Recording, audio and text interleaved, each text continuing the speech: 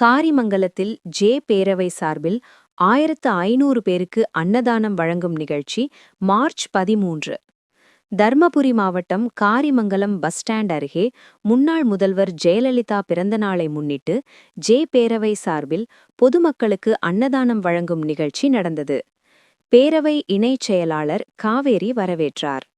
மாவட்ட பேரவைச் செயலாளர் வெற்றிவேல், ஒன்றிய செயலாளர் செந்தில்குமார், பாசறை மாவட்ட செயலாளர் டாக்டர் சந்திரமோகன், வர்த்தக அணி மாவட்ட செயலாளர் புன்னுவேல், பேரவை ஒன்றிய செயலாளர் ரவிசங்கர் உட்பட பலர் முன்னிலை வகித்தனர்.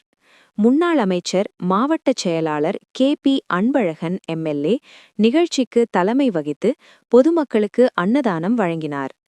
இந்த நிகழ்ச்சியில் முன்னாள் சேர்மன் மாணிக்கம், அண்ணா தொழிற்சங்க மண்டல செயலாளர் சிவம், மாணவரணி மாவட்ட செயலாளர் வக்கீல் பாரதி, முன்னாள் பஞ்சாயத்து தலைவர்கள் பெரியசாமி, பழனி, முன்னாள் கவுன்சிலர் பிரகாஷ் உட்பட பலர் கலந்து கொண்டனர்.